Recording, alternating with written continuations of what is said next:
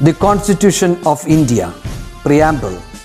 We, the people of India, having solemnly resolved to constitute India into a sovereign, socialist, secular, democratic republic and to secure to all its citizens justice, social, economic and political, liberty of thought, expression, belief, faith and worship, equality of status and of opportunity, and to promote among them all fraternity, assuring the dignity of the individual and the unity and integrity of the nation. In our Constituent Assembly, this 26th day of November 1949, do hereby adopt, enact and give to ourselves this Constitution. Hello children, welcome back.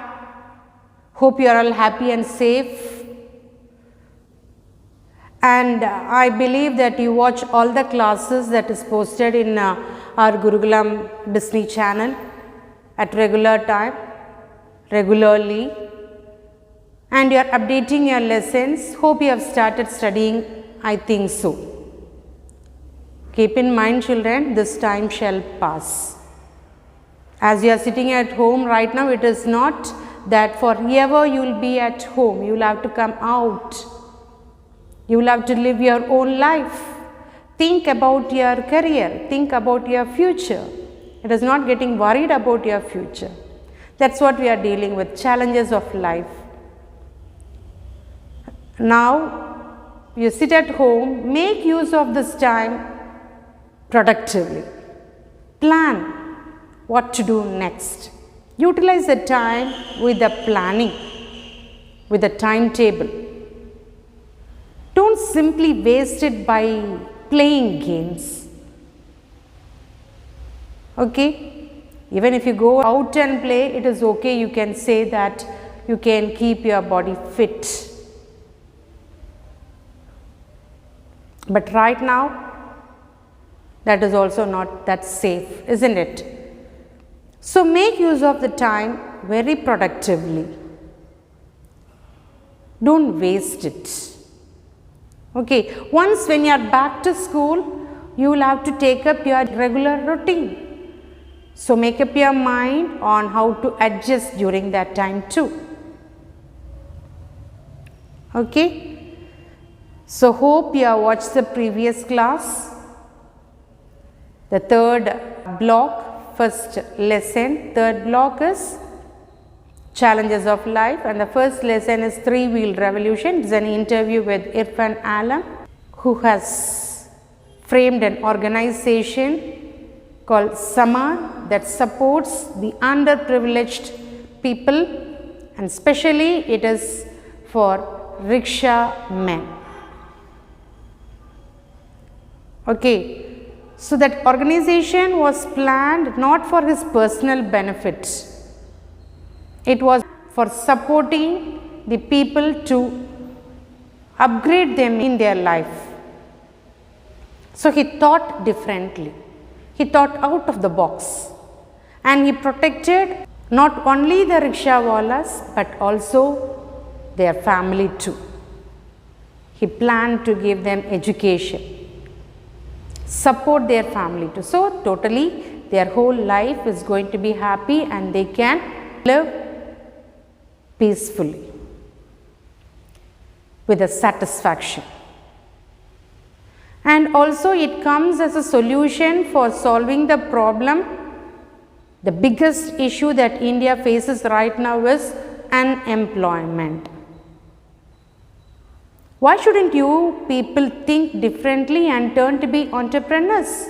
You can earn your own living and also you can support few families, isn't it? You can give job for few people.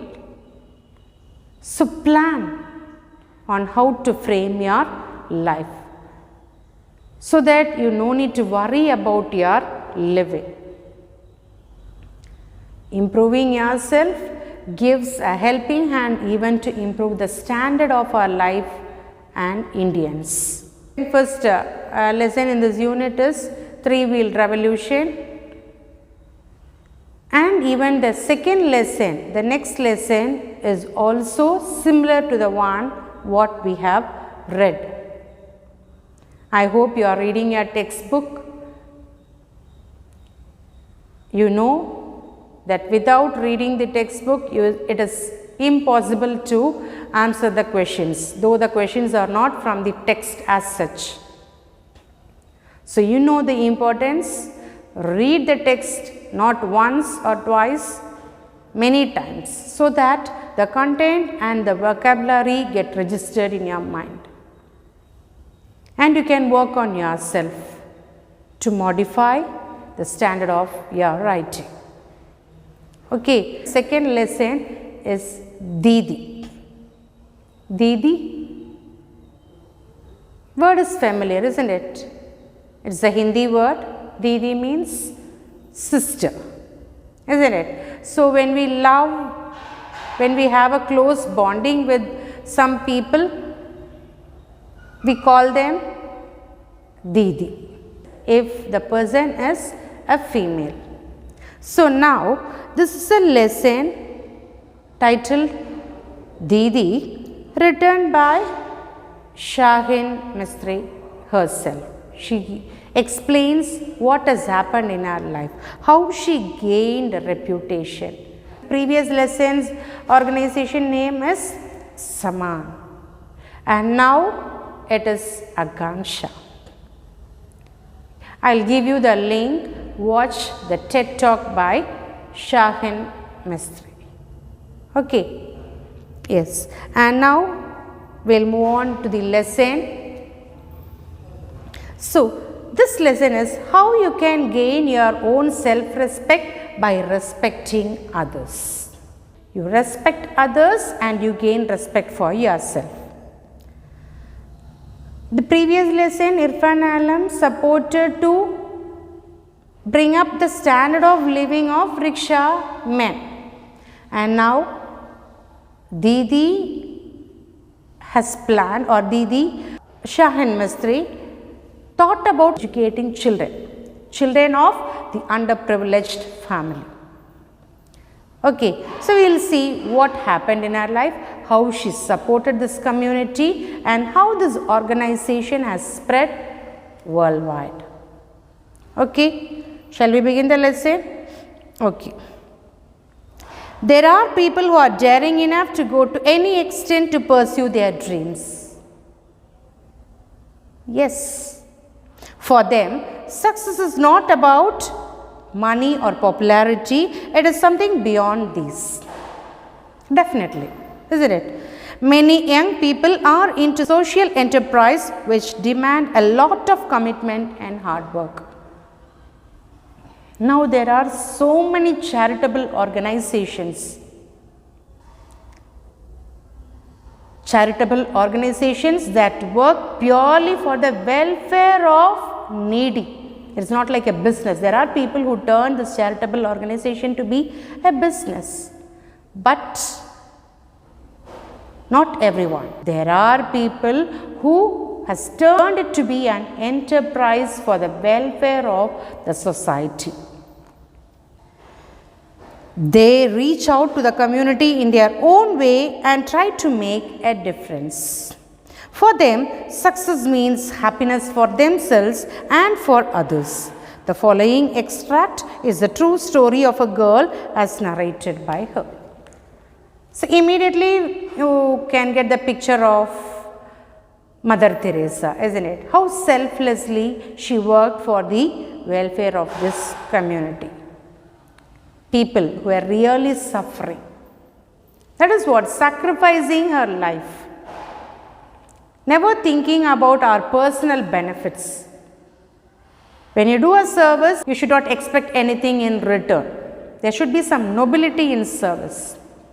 When you demand something for the service you do, it becomes your work, just a work for what you are paid for. When it becomes a social service, you do it without expecting anything in return. If you give in one hand, even the next hand should not know about it. We have heard people saying like that, isn't it? Such should be your service. It is not for getting a label or respect or recognition in the community. I have given so much and so much. It should be something very personal. Okay, yes. Here the lesson begins. I reached to touch a rainbow today. I reached up high, so high, and yet as high as I reached up, I could not touch the sky. I'll reach to touch a rainbow again. I'll reach up higher than high, and if I reach up high enough, I just miskim the sky. Okay. So, these are the lines what Shahin Mistry has quoted. I remember sitting on the wide veranda of our Indonesian home, writing little poems and notes in a carefully guarded diary. I would sit and watch little ants carry large loads, determined to get to their destination. What was my destiny? So, even simple things in life will give us a big lesson. At times, if you spare your time for yourself, you have seen ants moving, isn't it? How carefully they go and how big the loads that they carry, being a small ant. And they will reach their destination too. Nothing can block their way. They will somehow find the way and go. So, the simple thing, ant moving along with a load gave me an inspiration. So, what is my destination if the ant has? Have you ever thought about your destination? This is the right time to think. Okay. I was already 12 years old, but what had I achieved was her thought. Just at the age of 12, she thinks. Right now, we are 17, isn't it? At least at this age, have we ever thought? It was 1983. We lived in Jakarta in a lovely lit white colonial home on a street that was quiet. It was a pleasant, almost perfect life until the day I was taken to visit an orphanage in the city. Those young days was perfect, beautiful, colorful and happy too, until the day when I was taken to an orphanage. I do not remember how the orphanage looked, but I vividly remember the children. I saw crying children, laughing children, quiet children, screaming children, and I remember not knowing what to do. Seeing these different emotions at this orphanage just triggered my thought. How can I help them?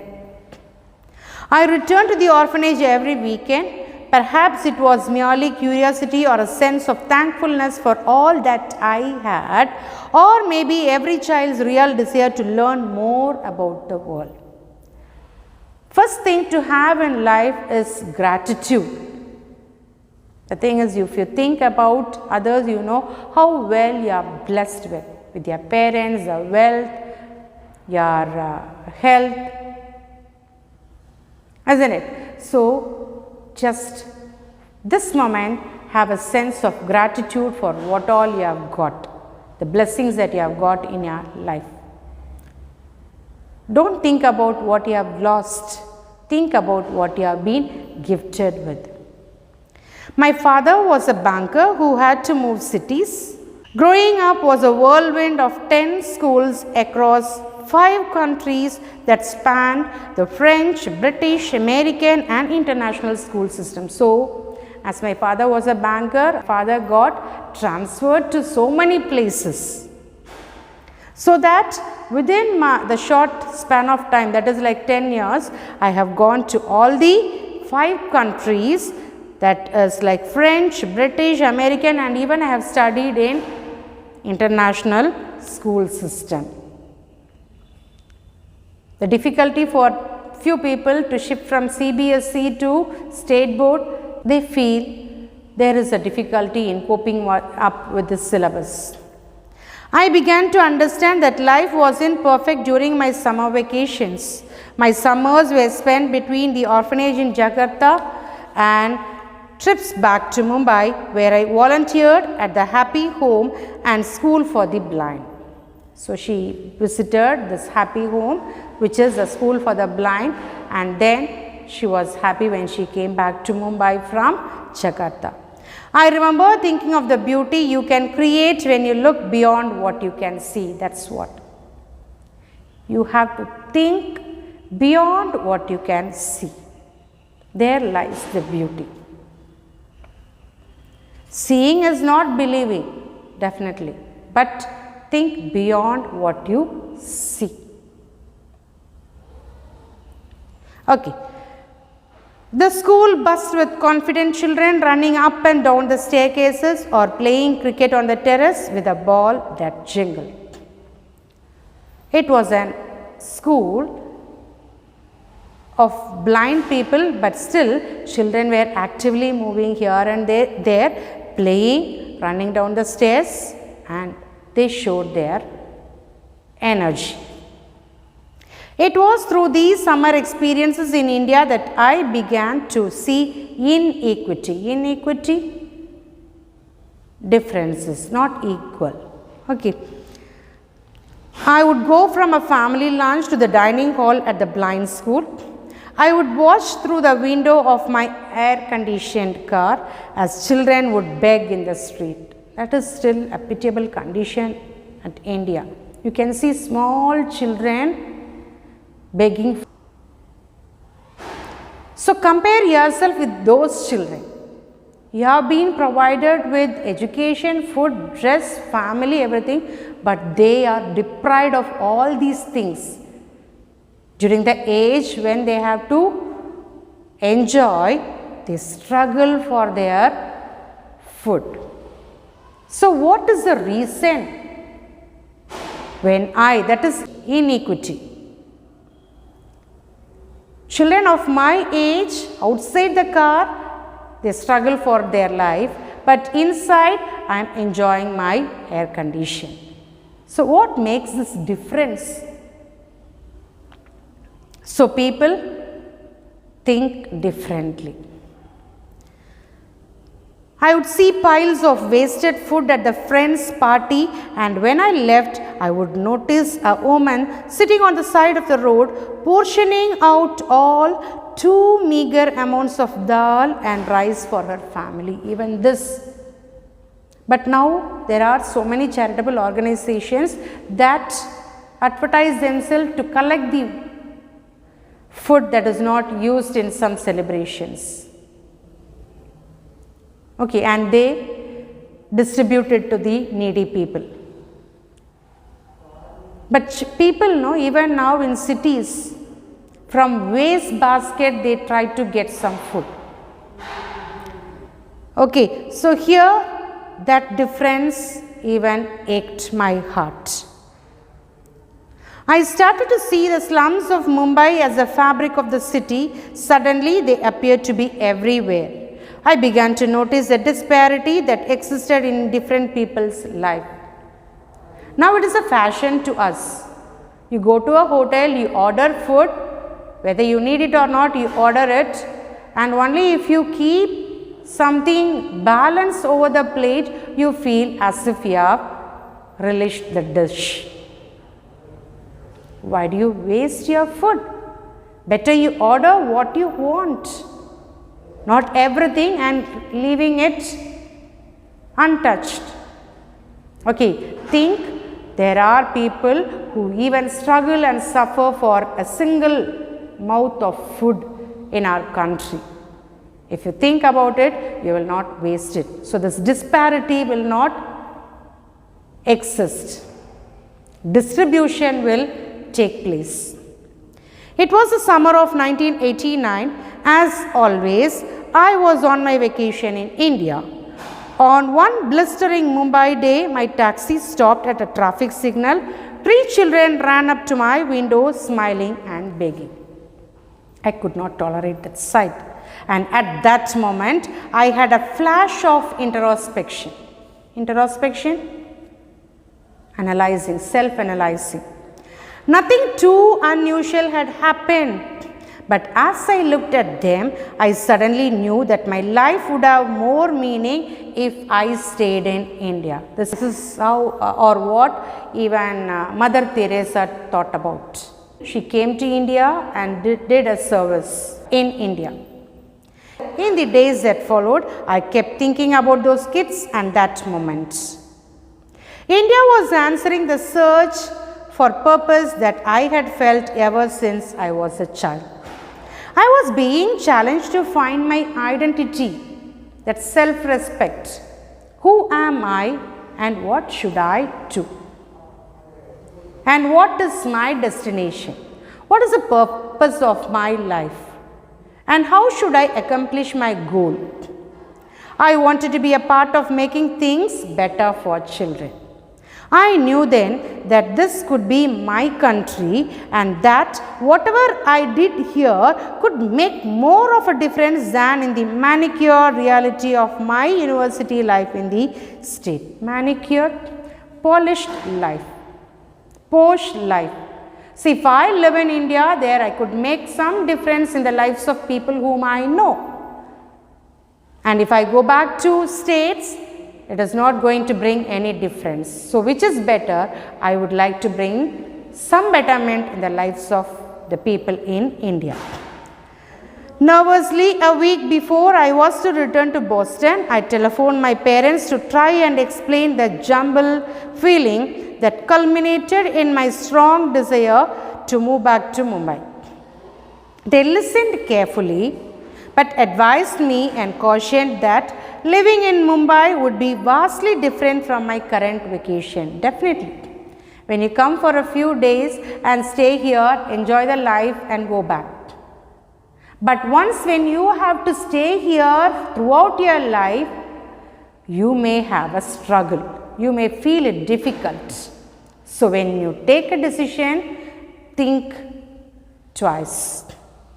But when I persisted, they agreed on two conditions: that I would get admission into a good undergraduate college in the city, and later I would travel abroad for my graduate degree. So I need to agree these two things. The only place I could think to start was St. Xavier's, where my parents had studied. So it is easy to approach, isn't it? I walked into the crowded college office and asked for an appointment to see the principal. Admissions shut 3 months earlier, I was told, and the principal doesn't give appointments. I stood in the corridor outside the office, choking back frustrations. I came with a hope and I didn't want to return back without getting things done. So there was a frustration and I was trying to relax myself. A student standing outside witnessed the exchange between the principal's assistant and me. He came over and whispered with a wink, "There is a side door to the principal's office. You may want to try that." So it reveals if you need to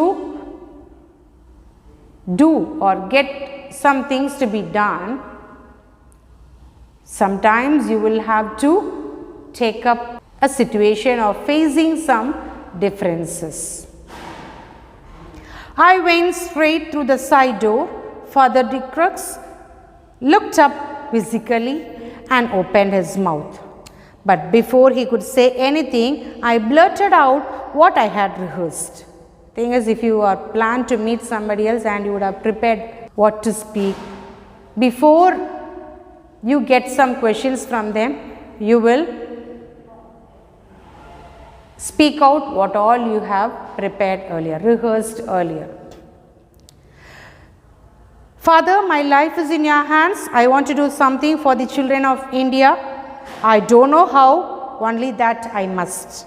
He was curious enough to ask me a few questions, and at the end of our conversation, the father thankfully granted me admission to St. Xavier's College.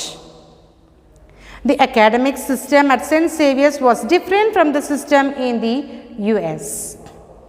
Here, a far more bookish form of learning replaced the academic rigor and intellectual stimulation I had received in Massachusetts. I quickly realized that I would be able to learn more in the city beyond the classroom. So, the system of education that prevails right now in our country, whether it is bookish or practical. What you learn in books, does it help you in your personal life? Which is more important? The thing that she gives importance is learning beyond the classroom. That is what life and experience. Learning. It is more than getting n number of degrees. By hurting, vomiting and getting marks, getting degrees. Life is something different that is beyond getting your degrees. Now that I lived in India, I wanted to understand it in a different and deeper way than I had during my summer holidays. I walked around the city just watching and listening. I wanted to know in which place am I going to work and what is the actual need of this place. So, I want to understand. I went for knowing what is happening in this society. One day, I walked into a sprawling, low-income community which was a maze of tiny alleyways. Maze, it's like a game. You would have played while you are small kids, isn't it? A cat and a fish will be, the cat should find a way to take this fish. So, you will start from one way and you will get blocked up and you will have to take up the next way and finally, you will have to make 2 or 3 attempts. It is messy, isn't it? The same way, which was a maze of tiny alleyways buzzing with life. An estimated 10,000 people lived here with no running water, basic needs. 10,000 people living with no basic needs like running water, no system of waste disposal. Think of this condition. Now you enjoy the pleasures of your life, but there are people in India who are deprived of all these certain basic needs of life. They live in unhygienic conditions and share 6 dark cubicle toilets that lined an adjoining alley. For 10,000 people, just 6 toilets. The 6 toilets are shared by 10,000 people. So, you can think about the hygienic condition, think about their mindset. I walked around that afternoon speaking with children, wondering how life would be different if each one of them only had access to the opportunities that would fill their greatest potential. Now, these children are deprived, they are ignored. But think of a situation when these people are given an opportunity to bring out their potential. Definitely, it's going to be great. We can see smile in their faces too, like you people.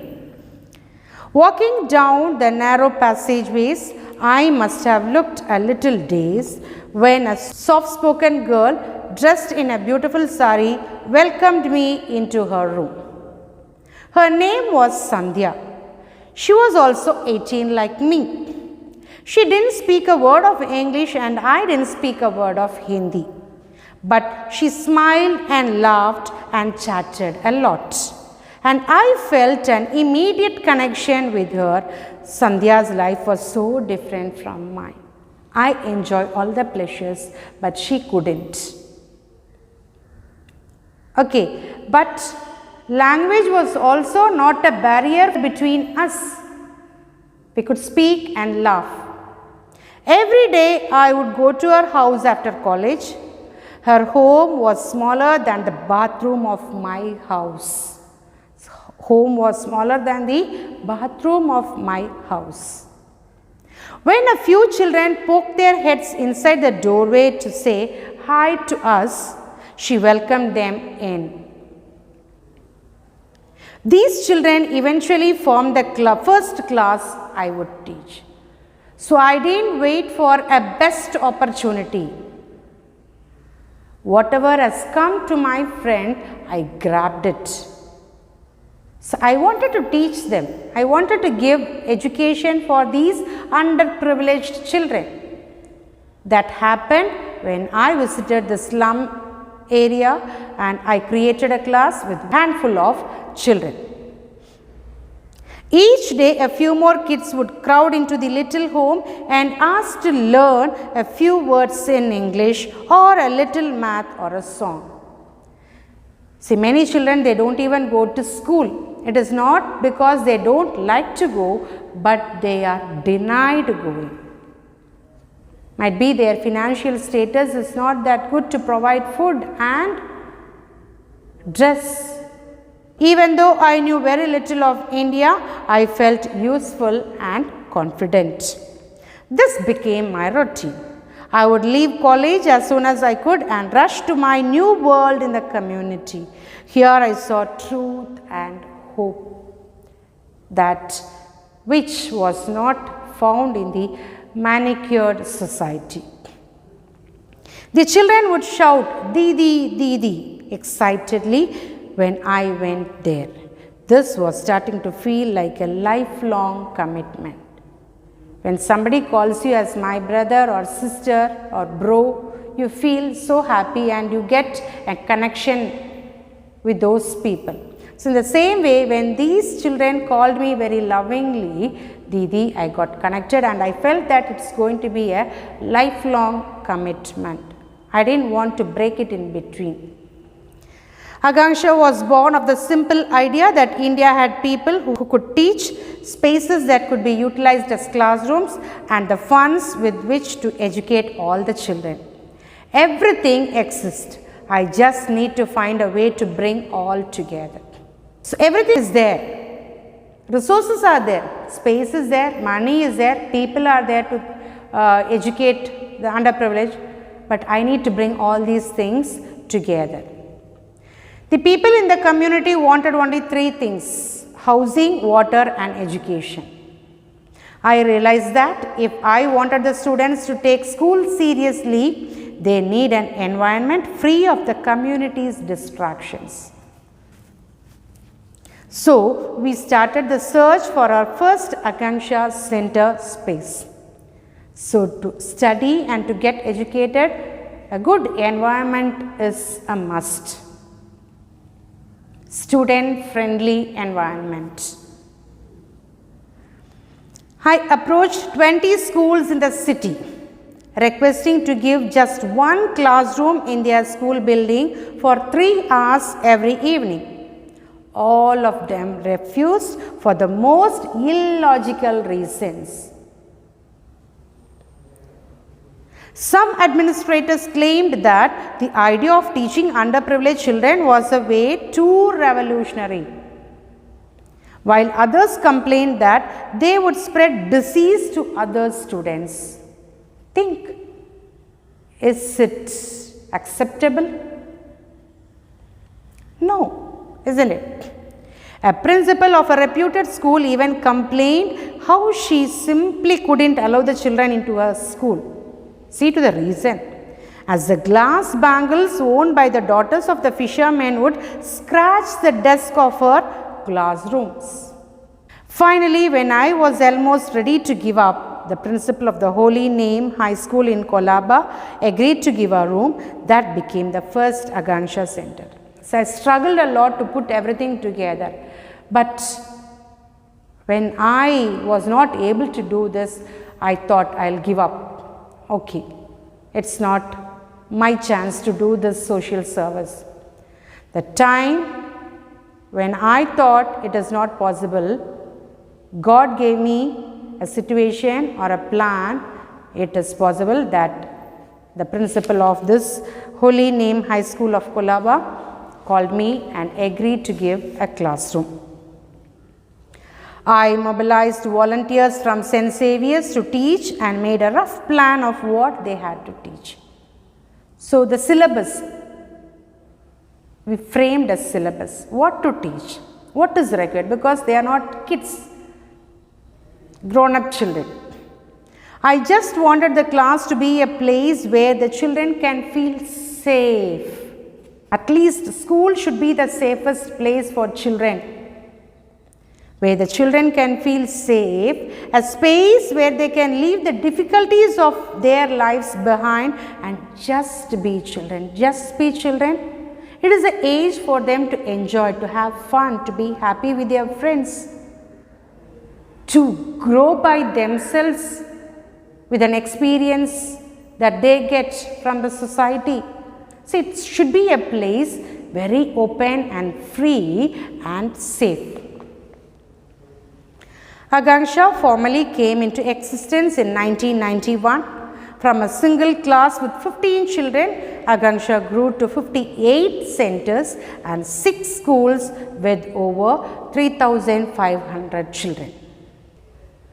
The program developed very organically over years.